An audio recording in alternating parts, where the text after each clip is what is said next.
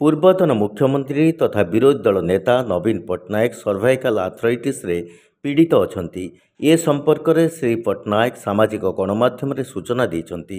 ଶ୍ରୀ ପଟ୍ଟନାୟକ ଉଲ୍ଲେଖ କରିଛନ୍ତି ଯେ ସ୍ୱାସ୍ଥ୍ୟଜନିତ ସମସ୍ୟା ଯୋଗୁଁ ଚିକିତ୍ସା ପାଇଁ ସେ ମୁମ୍ବାଇ ଯିବେ। ଆସନ୍ତା 22 ତାରିଖରେ ମୁମ୍ବାଇର ସ୍ୱାସ୍ଥ୍ୟ ପରୀକ୍ଷା କରାଇବେ। ସର୍ଭାଇକାଲ ଆର୍ଥ୍ରାଇଟିସ୍ ସମସ୍ୟା ଥିବାରୁ ଚିକିତ୍ସିତ ହେବେ ସେ। ମୁମ୍ବାଇରେ ଥିବା କୋକିଲାବେନ ଧୀରୁଭାଇ ଅମ୍ବାନୀ ହସ୍ପିଟାଲରେ ସ୍ୱାସ୍ଥ୍ୟ ପରୀକ୍ଷା ମଧ୍ୟ କରାଇବେ। ମୁମ୍ବାଇରେ ଥିବା କୋକିଲାବେନ ଧୀରୁଭାଇ ଅମ୍ବାନୀ ହସ୍ପିଟାଲରେ ସ୍ୱାସ୍ଥ୍ୟ ପରୀକ୍ଷା କରାଇବେ। ସେଠାରେ ତାଙ୍କର ବ୍ୟକ୍ତିଗତ ଡାକ୍ତର ରମାକାନ୍ତ ପଣ୍ଡାଙ୍କ ତତ୍ତ୍ୱାବଧାନରେ ଏହି ଚିକିତ୍ସା ହେବ।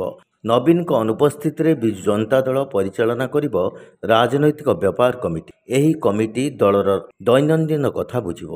ସେହିପରି ଦଳର ବିଭିନ୍ନ ସାମୁଖ୍ୟର କାର୍ଯ୍ୟକ୍ରମ ବିଷୟରେ ଦଳର ବରିଷ୍ଠ ଉପସଭାପତି ଦେବୀ ପ୍ରସାଦ ମିଶ୍ର ସମନ୍ୱୟ ରକ୍ଷା କରିବେ। ଏନେଇ ବୁଧବାର ବିଜେଡି ସଭାପତି ଶ୍ରୀ ପଟ୍ଟନାୟକ ଏକ ନିର୍ଦ୍ଦେଶନାମା ଜାରି କରିଛନ୍ତି। ଶ୍ରୀ ପଟ୍ଟନାୟକ ଚିକିତ୍ସା ପୂର୍ବରୁ ମହାପ୍ରଭୁ ଜଗନ୍ନାଥଙ୍କର ଆଶୀର୍ବାଦ ମାଗିଛନ୍ତି। ଓଡ଼ିଆ ଭାଇ ଭଉଣୀଙ୍କର ଶୁଭକାମନା ମଧ୍ୟ ଲୋଡ଼ିଛନ୍ତି।